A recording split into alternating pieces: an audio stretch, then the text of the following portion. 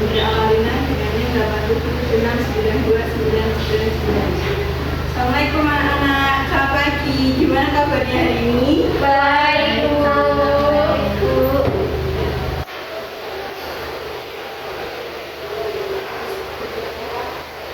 Sebelum memulai pembelajaran, alangkah baiknya kita berdoa terlebih dahulu. Doa mulai. Doa selesai. Adakah hari ini yang tidak berangkat? Berangkat semua, Bu. Oke, sebelum mulai pembelajaran, kita akan menyanyikan lagu Indonesia Raya terlebih dahulu.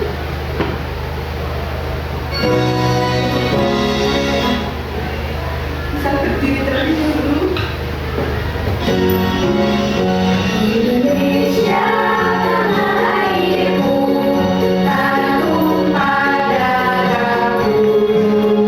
Di sanalah aku berdiri. Indonesia kebangsaanku, bangsa dan tanah airku. Marilah kita bersatu, Indonesia bersatu. Hiduplah negeriku, bangsaku, rakyatku semuanya. Bangunlah jiwanya, bangunlah badannya untuk Indonesia Raya. Indonesia yang merdeka, merdeka, tanahku, negeriku yang kucinta. Indonesia yang merdeka, merdeka, hiduplah Indonesia Raya. Indonesia yang merdeka, merdeka, tanahku, negeriku yang kucinta.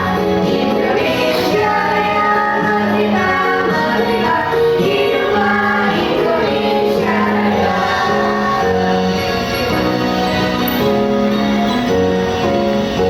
Terima kasih, Sidang. Silakan duduk. Sebelum memulai pembelajaran, kita SBK terlebih dahulu. Kita akan tepuk semangat. 1, 2, tepuk semangat. Semangat,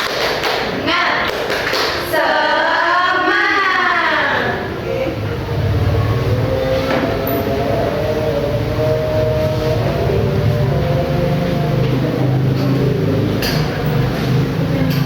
Hari ini kita akan belajar mengenai tentang menentukan ide pokok pada paragraf. Kita masuk ke materi.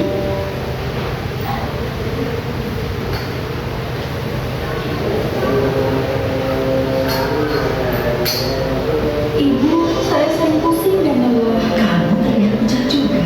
Mungkin menandakan kurang darah. Ini sama. Bila Sanobion dan besi, multivitamin dan mineral untuk membentukkan sel darah merah. Aktifkan Harimun. Sanobion. Assalamualaikum warahmatullahi wabarakatuh. Halo anak-anak semuanya, kembali lagi dengan Cici ke bacaan. Nah, dari setiap teks bacaan yang kalian baca itu terdiri dari beberapa paragraf. Apa sih paragraf itu? Daripada kalian bingung, yuk kita simak penjelasannya. Paragraf adalah kumpulan kalimat yang berisi gagasan dan kesatuan pikiran yang mengungkapkan ide pokok. Di dalam paragraf terdapat ide pokok, kemudian ada ide pendukung.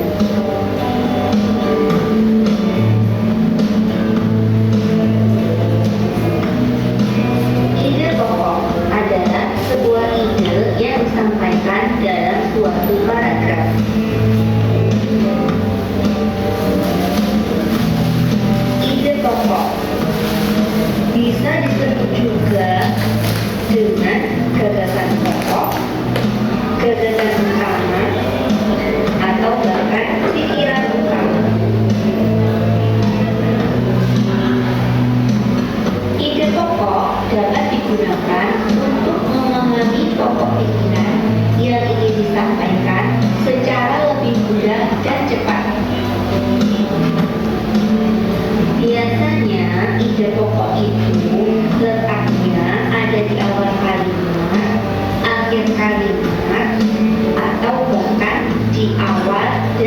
akhir kalimat.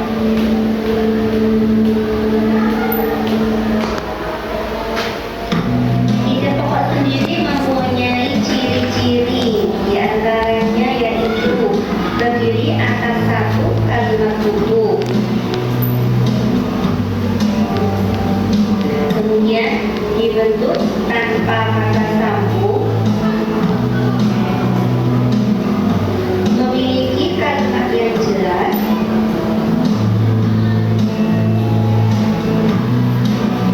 tersusun atas topik permasalahan utama.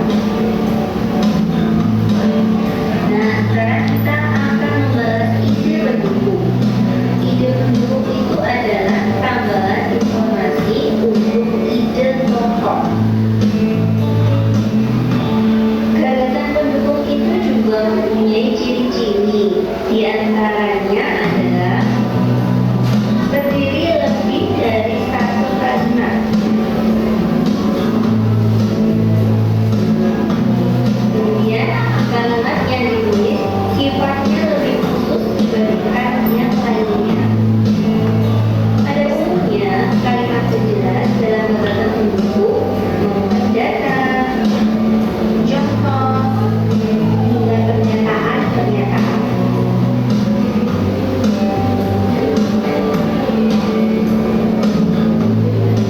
Sekarang coba kalian perhatikan paragraf berikut.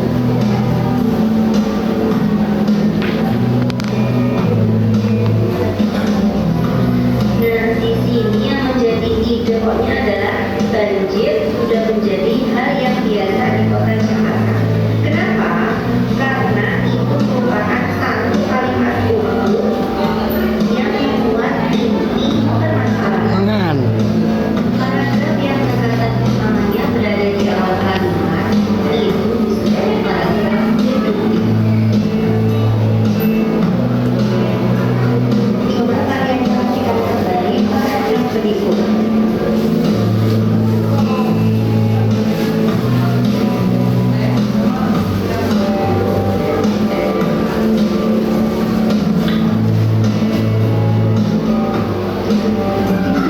Yang menjadi inti pokoknya adalah Zainab, anak yang pandai di kelasnya, karena merupakan satu kalimat utuh.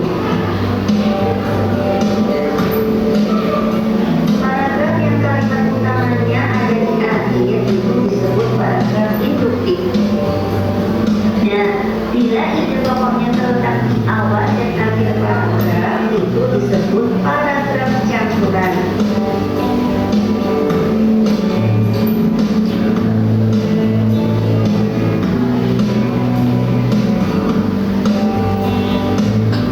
Seperti contoh pada paragraf berikut, yang menjadi ide pokoknya adalah bukan memiliki manfaat yang luar biasa bagi kita.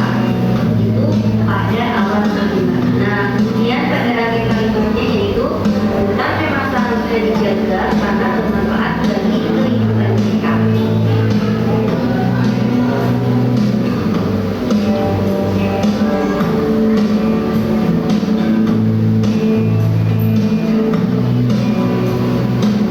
Kita dapat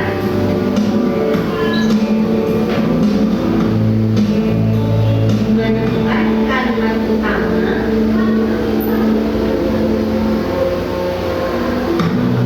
menentukan gagasan pokok dari setiap paragraf. Kemudian yang terakhir adalah menyimpulkan ide pokok teks. Itu tadi anak-anak penjelasan. Dari video yang tadi ada yang tahu apa yang kita pelajari tadi tentang ide pokok, ide pendukung, ya bagus. Akan menjadikan kalian menjadi pokok.